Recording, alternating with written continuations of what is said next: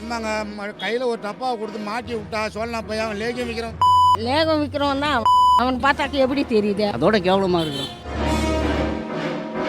பிரதமர் மாதிரி யாருன்னு பார்த்தீங்கன்னா ராகுல் காந்தி தான். ஏன்னு பார்த்தீங்கன்னா மோடி 10 வருஷமாக இருக்குன்னு சொல்லிட்டு சொல்கிறார். கேஸ் விலை ஏறி போச்சு. ராகுல் காந்தி வந்தால் பரம்பரை நல்லா தான் இருக்கும். ராகுல் காந்தி வந்தால் நல்லா இருக்கும்னு நினைக்கிறேன் நான். ராகுல் காந்தி தான்.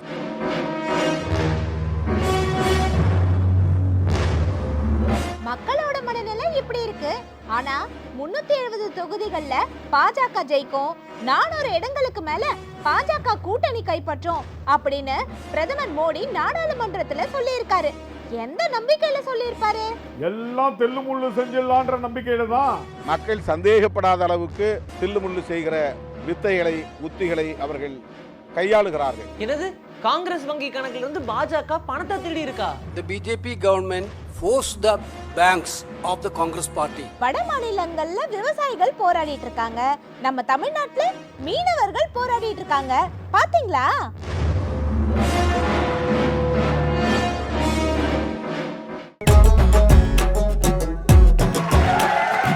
அதாகப்பட்டது மகாஜனங்களே. நல்ல கலரா செலக்ட் பண்ணுங்க. நீ ஒன்னும் கவலைப்படாதடி செல்லக்குட்டி, அப்படியே தக தகன்னு மின்ற மாதிரியே வாங்கிடுவோம். ஒரு கூட சன்லைட், ஒரு கூட மூன்லைட், ஒன்றாக சேர்த்தா கலர் தானே NY. அப்பத்த வெச்ச கருப்பே இப்ப நச்சக்க சவப்பே. அடடா தம்பி, நீங்களும் செம்ம சிங்க்ல பாடுறீங்களே. பாட்டு மட்டும் இல்லைங்க, நல்ல வசனமும் பேசுவேன். பாக்குறீங்களா? கருப்பு ஒலை போட ஒண்ணு. பரவாயில்லைங்க, இந்த பெயிண்ட் கடை மட்டும் இல்லாம தெரு தெருவா போய் பேசி கூட பொழைச்சுக்குவீங்க. செல்லக்குட்டி, அவர் என்ன அண்ணாமலை ஜி மாதிரி லேகியம் விற்கிறவரா? என்னங்க பொசுக்குன்னு இப்படி சொல்லிவிட்டீங்க? பாஜக மாநில தலைவர் அண்ணாமலை லேகியம் விற்கிறாரா? இவர் சொல்லலங்க, அவரே ஒத்துக்கிட்டாரு. அண்ணாமலையே விற்கிறவர்னு ஒத்துக்கிட்டாரா? அட ஆமா தம்பி, அதிமுக முன்னாள் அமைச்சர் RB உதயகுமார் அவரை கலாச்சி எடுத்துட்டாரு. அது தெரியாத உனக்கு? பேசுறது பாருங்க, சகிக்க முடியலங்க. லேகி விற்கிற மாதிரி. ஐயா ஐயா, இது நடந்துச்சு ஐயா, இது போச்சு ஐயா, இந்த லேகி நீங்க சாப்பிடுங்க ஐயா. அது தெரியுங்க, இவர் எப்போ ஒத்துக்கிட்டாரு? இவர் அதை ஒத்துக்கிட்டது மட்டும் இல்ல, 27ஆம் தேதி பெரிய பாட்டில்ல லேகியம் விற்க போறேன்னு சொல்லியிருக்காரு. அது மட்டும் இல்ல, முன்னாள் அமைச்சர் ஜெயக்குமார் அவரை பூச்சாண்டின்னு விமர்சனம் பண்ணாரு. அத கூட ஆமா நான் பூச்சாண்டி தான் ஒத்துக்கிட்டாரு.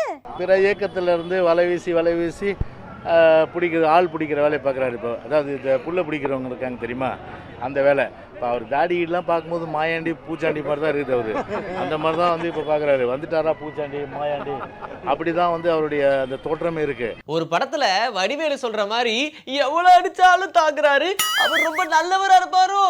அப்படிலாம் அவசரப்பட்டு ஒரு முடிவுக்கு வந்துடாத தம்பி. அதிமுகவும் பாஜகவும் என்னைக்கு இருந்தாலும் கொள்கை ரீதியா ஒத்து போற கட்சிகள் தான். இன்னைக்கு அடிச்சுக்கிற மாதிரி அடிச்சுப்பாங்க, இவரும் வலிக்காதுற மாதிரியே நடிப்பாரு. அப்புறம் ஒரு நாளைக்கு இதெல்லாம் ஒரு நடிப்பா அப்படின்னு மக்கள் மனசு உடைஞ்சு போற மாதிரி பண்ணுவாங்க. ஆமாம் கோபால், கொஞ்சம் நடிக்கவும் செய்தேன் கோபால். லேகியம் விற்கிறவர் மாதிரி அண்ணாமலை இருக்காரான்னு மக்கள் கிட்ட கேட்டோம். அவங்க என்ன பதில் சொல்லிருக்காங்கன்னு பாருங்க. ஆமாங்க, கையில் ஒரு டப்பாவை கொடுத்து மாட்டி விட்டா சொல்லலாம் பையன் லேகியம் விற்கிறவன் தான். லேகம் விற்கிறவன் தான் அவன் பார்த்தாக்க எப்படி தெரியுது? ஆமா, அவர் தான் பேசிக்கிறாரு. கட்சியுடைய தலைவர் மாதிரி பேசணும், தலைவர் மாதிரி பேசுறாரு. அண்ணாமலையோட பீச்சிங்கெல்லாம் யாரும் புதுசாக எடுத்துக்கிறது இல்லை, எதுவுமே எடுத்துக்கிறது இல்லை. ஏன்னா அது குவாலிட்டி கிடையாது. அது மாதிரி தான் பேசுகிறாரு. கண்டிப்பா அவர் லேகம் விற்கிறவரா தான். அதோட கேவலமாக இருக்கிறோம். அதே மாதிரி பூச்சாண்டின்னு தன்னை அண்ணாமலை ஒத்துக்கிறாரே அப்படின்னு கேட்டோம். அதுக்கும் மக்கள் என்ன சொல்லிருக்காங்கன்னு பாருங்க. 2 பேருமே பூச்சாண்டி தான். 2 பேருமே ஒருத்தர் வாங்கல கிடையாது. பூச்சாண்டி ஏங்க, பிஜேபி வளர்ச்சி சொல்றாருல, நிக்க வேண்டியது தானே. ஜோக்கர் மாதிரி தான் பேசிட்டு இருக்கிறாரு. போலீஸ் வேலை ரிசைன் பண்ணிட்டு பாஜகவில் வந்திருக்கிறாருன்னா சம்பாதிக்கிறதான வந்திருக்கிறாரு. அண்ணாமலை இப்போ பார்த்தீங்கன்னா அவரும் ரவுடி மாரி தான். அவரும் அண்ணாமலை பற்றிலாம் தெரியாது. பூச்சாண்டி தான் அவரு, பூச்சாண்டியே தான். தமிழ்நாட்டில் அவனுடைய கட்சியில் உள்ளவன் யாரு? எல்லாம் திட்டு பையன், அயோகி பையன், முள்ள மாதிரி முடிச்சா வைக்க. கரெக்டாக தான் சொல்லியிருக்காரு. ஜெயக்குமார் சொன்னது கரெக்ட் தான். தாடியெல்லாம் வச்சுக்கிட்டு அப்படி தான் இருக்கிறாரு. மக்களவை தேர்தல் வருதுல்ல, அதான் இப்படி அப்படின்னு கருத்துக்கு பதில் கருத்துன்னு பேசிட்டு இருக்காங்க. இந்திய தலைமை தேர்தல் ஆணையர் ராஜீவ்குமார் சென்னையில் இருக்கிற மாநில தேர்தல் ஆணையத்துல ஆலோசனையில ஈடுபட்டார். பாத்தீங்களா? ஆமா தம்பி, அங்கீகரிக்கப்பட்ட கட்சிகள் ஒன்னொன்னுத்துக்கும் 10 நிமிஷம் அவகாசம் கொடுக்கப்பட்டிருக்கு. இதுல ஒவ்வொரு கட்சி பிரதிநிதிகளும் கலந்துகிட்டு பேசிக்காங்க. திமுக அமைப்பு செயலாளர் RS பாரதி அவர்கள் செய்தியாளர்கிட்ட பேசும்போது முக்கியமான ஒரு விஷயத்தை பத்தி பேசியிருக்காரு. ஆமாங்க, நான் கூட பார்த்தேன். விவிபேட் முறையில செய்யப்பட்டிருக்கிறது சந்தேகத்தை ஏற்படுத்துது அப்படின்னு கூட சொல்லியிருக்காரு. ஒரு தொகுதிக்கு 2% எரர் ஏற்படும்னு தேர்தல் ஆணையமே சொல்லியிருக்கிறதாகவும், இது 50,000 வாக்குகள் பாதிக்கிறதுக்கு வாய்ப்பு இருக்கிறதாகவும் அவர் சொல்லியிருக்காரு.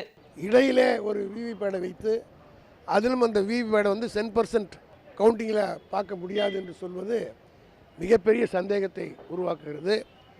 அதோடு மட்டுமல்ல, தேர்தல் ஆணையமே இது போன்ற வழிமுறைகள் பின்பற்றினால் 1-2% வரை எரர், அதாவது தவறு நடப்பதற்கு வாய்ப்பு இருக்கிறது என்று அவர்களே ஒத்துக்கொள்கிறார்கள். ஆகவே இந்த 40,000 50,000 வாக்கு என்பது ஒரு தொகுதியினுடைய வெற்றியை நிர்ணயிக்க எந்த அளவுக்கு உதவும் என்பது எல்லோரும் அறிந்த ஒன்று. இதே மாதிரி காங்கிரஸ் உள்ளிட்ட மற்ற கட்சி பிரதிநிதிகளும் தேர்தல் ஆணையர் கூட்டத்தில் கலந்து கொண்ட பிறகு முக்கியமான கருத்துக்களை வலியுறுத்தி இருக்காங்க. செய்தியாளர்களை சந்தித்த அதிமுக முன்னாள் அமைச்சர் ஜெயக்குமார் விருப்பு வெறுப்பின்றி தேர்தலை நியாயமா நடத்தணும், வாக்காளர் பட்டியலில் உள்ள முரண்பாடு குளறுபடிகளை களையணும் அப்படின்னு சொன்னதா சொல்லியிருக்காரு. பாத்தீங்களா? ஓஹோ, நீங்க ஜெயக்குமாரோடைய ரசிகையா?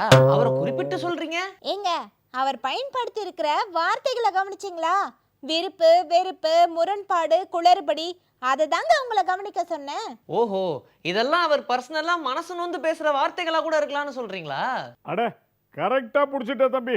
ஒரு பக்கம் பாஜக கூட பஞ்சாயத்து, இன்னொரு பக்கம் OPS, டிடிவி, சசிகலா கூட மல்லுக்கட்டு. இது எல்லாமே தேர்தல் நேரத்துல கொஞ்சமாவது பாதிப்பை ஏற்படுத்துமா ஏற்படுத்தாதா? ஆமாங்க, எல்லாத்துக்குமே வாய்ப்பு இருக்கு. வரப்போற மக்களவை தேர்தல்ல பிரதமர் வேட்பாளர் யாருன்னு அதிமுக தரப்புல சொல்ல முடியுமா? ஐயோ மகனே, அதை பத்தி யோசிக்கவே இல்லையே. அதிமுகவுக்கு வேணா அடுத்த பிரதமர் யாருன்னு தெரியாம இருக்கலாம், ஆனா மக்கள் முடிவு பண்ணிட்டாங்க. அங்க பாருங்க, அவங்களே அடுத்த பிரதமர் யாருன்னு சொல்றாங்க. மோடி வரமாட்டாரு, இருக்கிறவங்களுக்கு தான் பண்றாரு, இல்லாதவங்களுக்கு பண்ண மாட்டாரு. ராகுல் காந்தி வந்தாக்கா நல்லது கெட்டது, ஏழைங்களுக்கு நல்லது கெட்டது செய்வார். ராகுல் காந்தி தான். ஏன்னா 10 வருஷம் பார்த்தாச்சு. இவர் பண்ண கூத்தெல்லாம் சாதாரண கூத்து இல்லை, அவ்வளோ கூத்து பண்ணிட்டாரு. நாட்டில் ஜனநாயகமே கிடையாது, அது வைக்கதான் சட்டம். ராகுல் காந்தி தான் வருவார். அவர் தான் இளமையோடு நல்ல ஒரு புது திட்டங்களோடு ஜனங்களுக்கு நல்லது செய்யணும்னு ஒரு மன நிறைவோடு வராருன்றது எங்களுடைய எதிர்பார்ப்பு. பிரதமர் யாருன்னு பார்த்தீங்கன்னா ராகுல் காந்தி தான். ஏன்னு பார்த்தீங்கன்னா மோடி 10 வருஷமாக இருக்கார். அவர் வந்து 10 வருஷமாக இருக்குன்னு சொல்லிட்டு சொல்கிறார். கேஸ் விலை ஏறி போச்சு. ராகுல் காந்தி வந்து அவர் பரம்பரை நல்லா தான் இருக்கும். வேற யாரும் வர்றதெல்லாம் மனசுக்கு திருப்திப்படாது. ராகுல் காந்தி தான் வருவார். அவங்களுக்கு அரசியல் பற்றி தெரியும். அடுத்த பிரதமர் ராகுல் காந்தி தாங்க, இது உண்மைங்க. அது காங்கிரஸ் தான் அடுத்து வரும், மோடி வர மாட்டார். ராகுல் காந்தி வந்தால் நல்லா இருக்கும்னு நினைக்கிறேன். மக்களோட மனநிலை இப்படி இருக்கு. ஆனா 370 தொகுதிகள்ல பாஜக ஜெயிக்கும், 400 இடங்களுக்கு மேல பாஜக கூட்டணி கைப்பற்றும் அப்படின்னு பிரதமர் மோடி நாடாளுமன்றத்துல சொல்லியிருக்காரு. எந்த நம்பிக்கையில சொல்லியிருப்பாரு? எந்த நம்பிக்கையில? எல்லாம் தெல்லுமுள்ளு செஞ்சிடலான்ற நம்பிக்கையில தான். தில்லுமுள்ளு பண்ணி பாஜக ஜெயிக்க பாக்குதா? ஆமா தம்பி, விடுதலை சிறுத்தைகள் தலைவர் திருமாவளவன் அவர்கள் இதை பத்தி பேசியிருக்காரு. தொடர்ந்து பேசிக்கிட்டும் வராரு. EVM மிஷின் வேண்டாம், வாக்குச்சீட்டு முறை வேணும் அப்படின்னு அவரு பாஜகவோட தில்லுமுள்ள மனசுல வச்சுதான் சொல்றாரு. மக்கள் சந்தேகப்படாத அளவுக்கு தில்லுமுள்ளு செய்கிற வித்தைகளை உத்திகளை அவர்கள் கையாளுகிறார்கள். இந்த தேர்தலில் கட்டாயம் அதை அவர்கள் கையாளுவதற்கான வாய்ப்பு இருக்கிறது. ஆகவே EVM எந்திரங்களை பயன்படுத்தி மோசடி செய்வதற்கு வாய்ப்புகள் உள்ளன என்பதை அது குறித்த தொழில்நுட்ப வல்லுநர்கள் ஆதாரங்களோடு நிறுவி வருகிறார்கள். ஒரு பக்கம் இப்படி தில்லுமுள்ளு பண்ணுது, இன்னொரு பக்கம் காங்கிரஸ் வங்கி கணக்குல இருந்து பாஜக பணத்தை திருடி இருக்கிறதா குற்றச்சாட்டு எழுந்திருக்கு. என்னது, காங்கிரஸ் வங்கி கணக்குல இருந்து பாஜக பணத்தை திருடி இருக்கா? ஆமாங்க, தங்களோட வங்கி கணக்குல இருந்து பாரதிய ஜனதா கட்சி பணத்தை திருடி இருப்பதா காங்கிரஸ் கட்சியோட பொதுச் செயலாளர் KC வேணுகோபால் குற்றச்சாட்டி இருக்காரு. காங்கிரஸ் கட்சியோட வங்கி கணக்குகள்ல இருந்து வருமான வரித்துறை ரூபாய் 65.89 கோடியை வரி நிலுவையாக பிடித்தம் செஞ்சிருக்கிறத சுட்டிக்காட்டி தான் அவர் பேசியிருக்காரு. The BJP government forced the banks of the Congress party, Indian National Congress, to transfer approximately rupees 65.89 crores from our deposits to the government. ஏற்கனவே காங்கிரஸ் கட்சியோடைய 4 வங்கி கணக்குகளை வருமான வரித்துறை முடக்கிடுச்சு. அதுக்கப்புறமா தீர்ப்பாயத்துல முறையிட்டு இப்ப தற்காலிகமா காங்கிரஸ் கட்சியோட வங்கி கணக்குகள் செயல்பாட்டுல இருக்கு. இப்ப இந்த மாதிரிலாம் வேற பண்ண ஆரம்பிச்சிட்டாங்களா? பாஜகவை போல் இல்லாமல் நாங்கள் இந்த தொகையை கட்சி தொண்டர்களிடமிருந்தே பெற்றிருக்கிறோம். மக்களவை தேர்தலுக்கு முன்பாக நடந்திருக்கும் இந்த செயலுக்கு என்ன அர்த்தம்? அவர்கள் வங்கிகளிலிருந்து எங்களது பணத்தை திருடுகிறார்கள். நாங்களும் ஆட்சியில் இருந்திருக்கிறோம். காங்கிரஸ் தலைமையிலான யூபிஏ கூட்டணி ஆட்சியில் பாஜக இது போன்ற சம்பவங்களை சந்தித்தது என்று எதையாவது சுட்டிக்காட்ட முடியுமா அப்படின்னு கேசி வேணுகோபால் அவர்கள் கேள்வி எழுப்பியிருக்காரு. Unlike BJP, we got this money from ordinary workers of the party and we are collected money from the poor people of this country. That money is this. Just before the parliament election, can you imagine that? The account of the principal opposition party, basically he's been hijacked by the BJP government. இதை பற்றி காங்கிரஸ் பொருளாளர் அஜய் மக்கான் அவர்கள் பேசுகிறப்போ, ஜனநாயக விரோதமாக எங்கள் கணக்குகளில் இருந்து ரூபாய் 65 கோடி வருமான வரித்துறை பிடித்தம் செஞ்சிருக்கு. தொண்டர்கள் மூலமும் கட்சி உறுப்பினர்கள் மூலமும் சேகரிக்கப்பட்ட தொகை அது. வருமான வரித்துறை அதில் கை வைத்துள்ளது. வரியே செலுத்தாத பாஜகவை வருமான வரி அதிகாரிகள் எந்த கேள்வியும் கேட்பதில்லை அப்படின்னு சொல்லியிருக்காரு. इनकम टैक्स डिपार्टमेंट ने कहा था कि हमने ये लियन मार्क कर दिया है और अकाउंट फ्रीज नहीं किया, लेकिन लियन मार्क किया है, जो इनकम टैक्स डिपार्टमेंट ने कहा था. लेकिन 20 तारीख को उन्होंने एक स्टेप आगे जाकर के वो पैसा जो है वो जब्त कर लिया. பிரதான எதிர்க்கட்சியான காங்கிரஸுக்கே இந்த நிலைமையை ஏற்படுத்துது பாஜக. இதுக்கெல்லாம் மக்கள் சரியான பாடத்தை புகட்டுவாங்க. இதுக்கிடையில விவசாயிகள் மேல கருணையே இல்லாம நடந்துக்குது. ஹரியானா போலீஸ் சுட்டதுல ஒரு விவசாயி உயிரிழந்த சம்பவம் கூட மிகப்பெரிய கவலையை ஏற்படுத்தி இருக்கு. என்னங்க சொல்றீங்க? விவசாயிய சுட்டு கொன்னுட்டாங்களா? ஆமாண்டி செல்லம். சுவாமிநாதன் கமிஷன் பரிந்துரையை அமல்படுத்துதல், விவசாயிகளுக்கு ஓய்வூதியம் உட்பட பல்வேறு கோரிக்கைகளை வலியுறுத்தி பஞ்சாப் ஹரியானாவின் ஷம்பு எல்லையில் விவசாயிகள் போராட்டம் நடத்திட்டு வராங்க. அதில் போராட்டத்தை கலைக்க கண்ணீர் புகை குண்டு வீச்சு, ரப்பர் குண்டு வச்சு சுடுவது போன்ற நடவடிக்கைகளில் போலீஸ் தரப்பு ஈடுபடுறாங்க. இதில் தான் இளம் விவசாயி ஒருத்தர் உயிரிழந்திருக்காரு. அதனால் இன்றைய தினத்தை கருப்பு வெள்ளியா கடைபிடிக்கிறாங்க விவசாயிகள். ஹரியானாவில் ஆட்சி பண்ற பாஜக முதல்வர் ராஜினாமா பண்ணும் அப்படின்ற கோரிக்கையும் விவசாயிகள் முன் வச்சிருக்காங்க. 23 years old farmer from Punjab was shot dead by the police inside the Punjab territory, shot dead by the Haryana police, which is absolute unacceptable, which is intrusion into the Punjab territory, is denying that anybody has died, and it is also denying that anything is happening. Any violence is taking place. So I would say that social media is full of state-sponsored violence against the farmers. Manipur மாநிலமே பத்திக்கிட்டே இருந்தது. பல அப்பாவி பெண்கள் பாலியல் வன்கொடுமைக்கு ஆளாக்கப்பட்டாங்க. பல கொடூரமான கொலைகளும் செய்யப்பட்டுச்சு. அப்படி இருந்தும் பாஜக ஆளக்கூடிய மாநில அரசு மேல எந்த நடவடிக்கையும் எடுக்கப்படல. இப்ப இந்த கோரிக்கையை ஏத்துக்கிட்டு பாஜக முதலமைச்சர் ராஜினாமா பண்ணிடுவாரா என்ன? பிரதமர் மோடி அவர்கள் இன்னைக்கு வரைக்கும் மணிப்பூருக்கு போகவே இல்லை. மக்கள் மேல பாசமும் இல்லை, பயமும் இல்லை.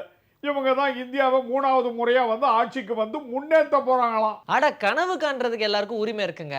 ஆனா ஆட்சி பண்ற காலகட்டத்துல அப்பாவி மக்களை பாஜக ஏன் வாட்டி வதைக்குதுன்னு தான் புரியல. வட மாநிலங்கள்ல விவசாயிகள் போராடிட்டு இருக்காங்க. நம்ம தமிழ்நாட்டுல மீனவர்கள் போராடிட்டு இருக்காங்க. பாத்தீங்களா? ஆமாண்டி செல்லம். ஜான்சன் அப்படிங்கிற ராமேஸ்வரம் மீனவருக்கு 6 மாதம் சிறை தண்டனை விதிச்சிருக்கு இலங்கை அரசாங்கம். இதுக்கு எந்தவித நடவடிக்கையும் எடுக்கல மத்திய பாஜக அரசாங்கம். இலங்கை அரசையும் மத்திய பாஜக அரசையும் கண்டித்து மீனவர்கள் போராடிக்கிட்டு இருக்காங்க. வருஷம் நடக்கிற கச்சத்தீவு அந்தோனியார் திருவிழாவையும் புறக்கணிச்சிருக்காங்க. மத்திய அரசு மற்றும் இலங்கை அரசின் தமிழக மீனவர்கள் மீதான விரோத போக்க கண்டிச்சு பிப்ரவரி 27 மனித சங்கிலி போராட்டமும், பிப்ரவரி 28 மோடிக்கு எதிராக கருப்பு கொடி காட்டிய ஆர்ப்பாட்டமும் நடைபெறும் அப்படின்னு தமிழ்நாடு காங்கிரஸ் கமிட்டி தலைவர் திரு செல்வ பெருந்தகை அவர்கள் சொல்லியிருக்காரு. பாத்தீங்களா? அப்படியா? சூப்பர்ங்க. பாதிக்கப்பட்ட மக்களுக்கு ஆதரவா நிக்க வேண்டியது தானே ஒரு நல்ல எதிர்க்கட்சிக்கு அழகு. ஆமாண்டி செல்லக்குட்டி. இதுல என்ன நடந்தது அப்படிங்கிற விவரத்தையும் செல்வ பெருந்தகை அவர்கள் விளக்கமா அறிக்கையில தெரிவிச்சிருக்காரு. அப்படியா? அவரோட அறிக்கையில என்ன சொல்லியிருக்காரு? விளக்கமா சொல்லுங்களேன். திரு செல்வ பெருந்தகை அவர்கள் வெளியிட்டிருக்கிற அறிக்கையில ராமேஸ்வரம் துறைமுகத்திலிருந்து பிப்ரவரி 3 அன்று கடலுக்கு சென்று கச்சத்தீவு பகுதியில் மீன்பிடித்துக் கொண்டிருந்த 2 விசை படகுகளை சிறைப்பிடித்து படகுகளில் இருந்த 23 மீனவர்களில் 20 மீனவர்களை மட்டும் விடுதலை செய்த இலங்கை நீதிமன்றம் 2 படகுகளின் ஓட்டுநர்களுக்கு தலா 6 மாதங்கள் சிறை தண்டனையும் 1 மீனவருக்கு 1 வருட சிறை தண்டனையும் விதித்து தீர்ப்பளிச்சதை சுட்டி காட்டியிருக்காரு. போராட்டத்தில் ஈடுபட்ட மீனவர்கள் கிட்ட மாவட்ட ஆட்சியர் பேச்சுவார்த்தை நடத்தியதையும் அதனால அவங்க போராட்டம் தற்காலிகமாக கைவிடப்பட்டதையும் குறிப்பிட்டிருக்காரு. மத்திய மீன்வளத்துறை மற்றும் வெளியுறவுத்துறை அமைச்சர்களிடம் தமிழக மீனவ பிரதிநிதிகள் நேரடியாக சென்று சிறை தண்டனை விதிக்கப்பட்ட மீனவர்களை விடுதலை செய்ய வலியுறுத்திய பின்னரும் மத்திய அரசு எந்த விதமான நடவடிக்கையும் எடுக்கல. இந்த நிலைமையில மேலும் ஒரு ராமேஸ்வரம் மீனவரான ஜான்சன் என்பவருக்கு இலங்கை நீதிமன்றம் மீண்டும் 6 மாத சிறை தண்டனையை விதிச்சிருக்குன்னு தன்னோட அறிக்கையில அவர் தெளிவா சொல்லியிருக்காரு. நாங்க ஆட்சிக்கு வந்தா மீனவர்களுக்குன்னு தனி அமைச்சகம் அமைப்போன்னு வாய்க்கிலேயே பேசினாங்களே பாஜக. மோடி ஆட்சிக்கு வந்தா மீனவர்கள் கைது நடவடிக்கையே இருக்காது அப்படின்னு சொன்னாங்க. ஆனா மோடி ஆட்சி பண்ற இந்த 10 வருஷத்துல இவங்க சொன்ன எதுவுமே நடக்கலையே. கரெக்டா சொன்ன தம்பி. இதையும் திரு செல்வ பெருந்தகை அவர்கள் சுட்டி காட்டியிருக்காரு. கடந்த 2014 முதல் பிப்ரவரி 2024 வரையிலுமான 10 ஆண்டுகளில் சுமார் 400 படகுகள் உட்பட 3179 மீனவர்கள் இலங்கை கடற்படையினரால் சிறைபிடிக்கப்பட்டுள்ளனர். பிரதமர் மோடி ஆட்சியின் வெளியுறவு கொள்கையில் ஏற்பட்ட தோல்வியினால்தான் தமிழ்நாட்டு மீனவர்கள் மீதான இலங்கை கடற்படையினரின் அத்துமீறலும் தாக்குதலும் தொடர்கிறது அப்படின்னு சொல்லியிருக்காரு. சொல்றது ஒண்ணு செய்யறது ஒண்ணு, எல்லாம் ஒரே நாடகம். பாஜகவோட சாயம் எப்போ வெளுத்து போச்சு. ஆமாங்க, சாயம் வெளுக்காத மாதிரி ஒரு நல்ல பெயிண்ட் கொடுங்க. கவலையே படாதீங்க, நம்ம கிட்ட வாங்குற பெயிண்ட் செவுத்துல இருந்து பிரியவே பிரியாது. செவுத்துல அடிக்கிறதுக்கு இல்லங்க, வேற எதுக்கு கேக்குறீங்க? என் டார்லிங்கோட மூஞ்சிலையும் உடம்புலையும் அடிக்கிறதுக்கு.